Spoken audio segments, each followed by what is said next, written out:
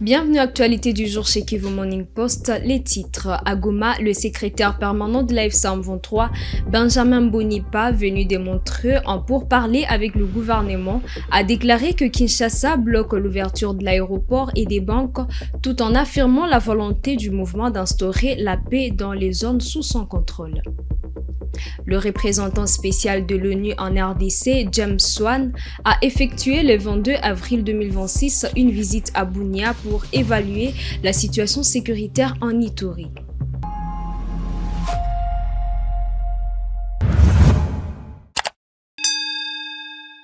Bonjour. La délégation du mouvement politico-militaire AFC/M23 qui était à Montreux en Suisse a tenu ce mercredi 22 avril 2026 une restitution à la presse du round des négociations dans les cadres du processus des Doha.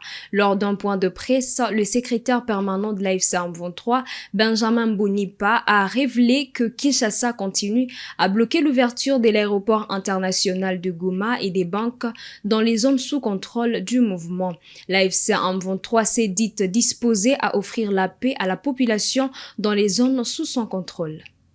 Parce que les humanitaires aussi ont demandé qu'ils aient accès aux liquides, aux liquidités, au cash, à l'argent, donc qu'il y ait l'ouverture des institutions financières, pour que aussi la population ait accès à leurs épargnes, à leur argent. Et nous avons tout fait pour que les banques soient ouvertes.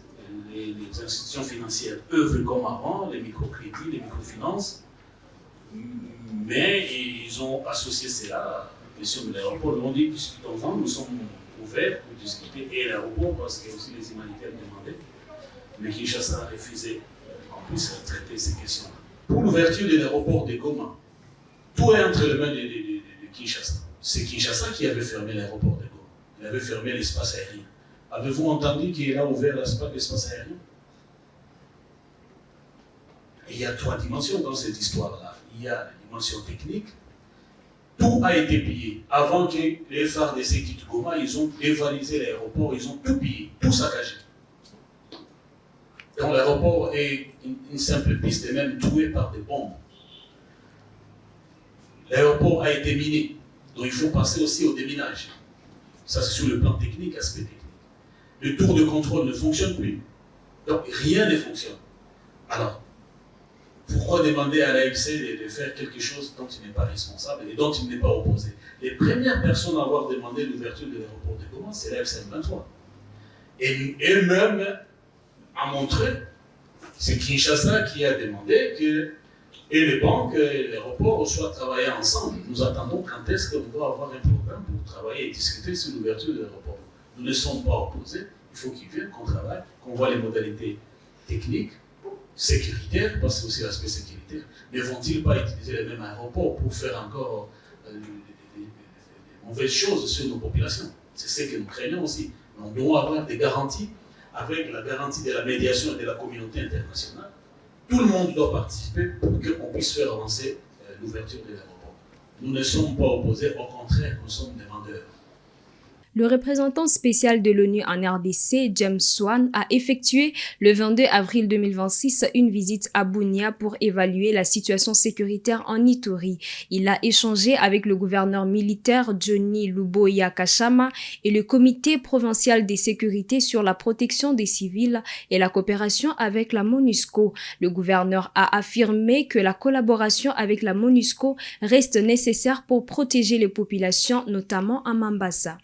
Vient d'avoir une excellente échange avec son Excellence le gouverneur de la province de l'Ituri et ensuite avec son équipe.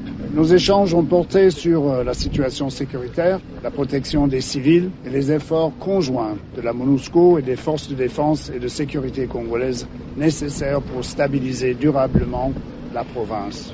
L'Ituri demeure une province prioritaire pour la MONUSCO. Les populations civiles continuent d'y être affectées par la violence des groupes armés comme la Convention pour la Révolution populaire, CRP, et la Coopérative pour le développement du Congo, CODECO, occasionnant des déplacements et des tensions intercommunautaires. Dans ce contexte, La MONUSCO assure la protection physique directe de centaines de milliers de déplacés en étroite collaboration avec les forces nationales congolaises, les leaders communautaires, les femmes, les jeunes et les acteurs humanitaires. La stabilisation de l'Ituri nécessite le renforcement de l'autorité de l'État, la redevabilité, la lutte contre l'impunité et la consolidation des mécanismes de dialogue locaux. Je me réjouis de pouvoir poursuivre ces échanges durant mon séjour avec les membres du comité provincial de sécurité, l'Assemblée provinciale, les femmes, les jeunes, les communautés déplacées et nos collègues de la MONUSCO et du système des Nations Unies. Ces rencontres sont essentielles pour mieux aligner notre appui sur les réalités vécues par les populations. Bien évidemment, nous avons parlé de notre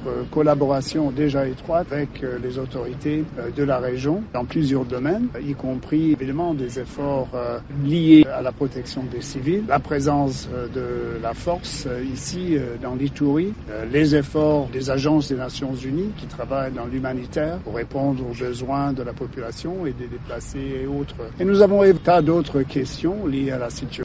D'ici là, nous pourrons encore nous retrouver ensemble avec la MONUSCO à Mombasa. Il s'agit de protéger les civils. Et on ne peut pas refuser une aide d'un ami ou d'un partenaire. Non, il s'agit de protéger les civils. Et nous serons ensemble avec la MONUSCO. Le Conseil supérieur de la magistrature, dirigé par Dieudonné Kamuleta, a entamé mardi une mission d'inspection à Kolwezi. La délégation a rencontré l'autorité provinciale Fifi Masuka Saini pour évaluer l'état de la justice dans la province. Le Conseil vise à renforcer les équipements des magistrats et à faire respecter les règles d'éthique. Reportage. La province du Lualaba a constitué la première étape d'une mission d'inspection menée par les conseils supérieurs de la magistrature. Conduite par son président Dieudonné Kamuleta, cette délégation a été reçue le mardi 21 avril par la gouverneure du Lualaba. Au cours de cette rencontre, les membres de cette haute instance judiciaire ont exposé l'objet de leur mission qui s'inscrit dans une dynamique de consolidation de l'état des droits, conformément à la vision portée par le président de la République, Félix Tshisekedi. C'est tout à fait normal que quand nous arrivons dans une province, nous puissions passer pour des civilités à l'autorité provinciale et lui informer que nous sommes en mission officielle, comme on vient de le dire, du Conseil supérieur de la magistrature. Et nous lui avons dit et nous annonçons aussi à tout le monde que le bureau du CCM a pris la décision de faire l'itinérance sur toute l'étendue de la République pour voir dans quelles conditions les magistrats travaillent et pour passer le message de l'éthique, de la déontologie et de la nécessité de maintenir l'état de droit.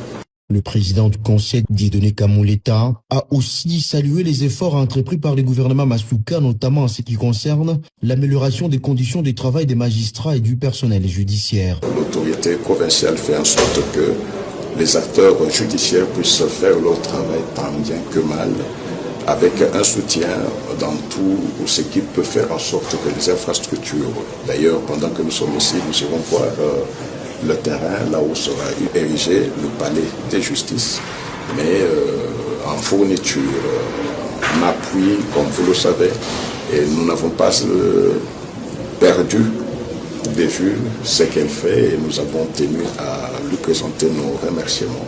Ces avancées traduisent, selon lui, une volonté affirmée de renforcer l'indépendance de la justice et d'assurer une meilleure effectivité du service public judiciaire au Lualaba. Cette mission d'inspection s'inscrit ainsi dans une logique de gouvernance judiciaire axée sur la redevabilité, la performance institutionnelle et le respect des principes fondamentaux de l'état des droits, socle indispensable à la consolidation de la démocratie en République démocratique du Congo.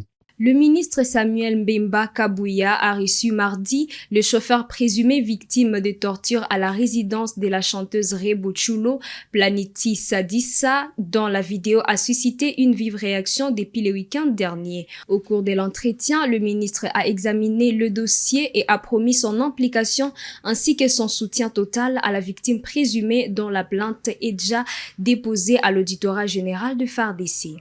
Nous allons commencer par remercier son Excellence, le ministre des Droits humains, qui nous a reçus ce soir autour du dossier dont on peut parler. En effet, mon client qui est à mes côtés, M. Platini Sadissa, a été la soirée du 17 au 18 avril courant victimes de coups et blessures et de tortures.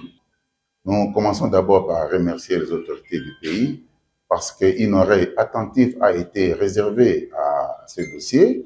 C'est comme ça, le ministre a invité mon client, je l'ai accompagné, le ministre nous a reçus. Ce dernier nous a vraiment promis de mettre la main dans la pâte pour faire le suivi judiciaire de ce dossier.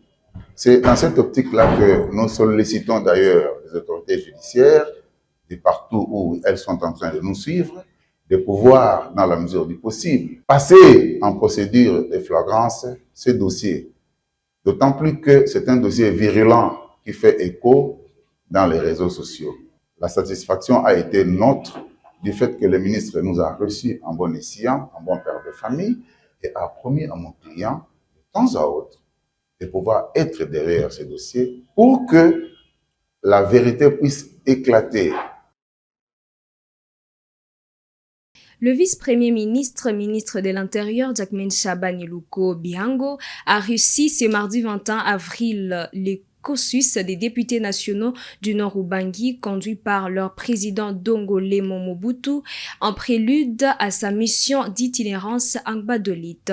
La rencontre a permis d'examiner la situation sécuritaire et sociale de la province, notamment la problématique liée à la présence de Mbororo.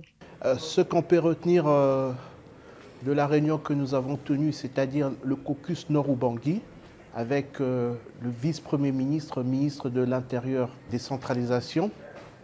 Il nous a conviés pour nous annoncer que dans ses prérogatives en tant que ministre, il avait prévu dans son cahier de charge une itinérance sur toute l'étendue de la République démocratique du Congo. Et cette fois-ci, c'est le tour de la province du Nord-Ubangi. Raison pour laquelle il a voulu, dans sa démarche, associer les élus que nous sommes afin que nous puissions être avec lui et travailler ensemble pour le bien de nos populations.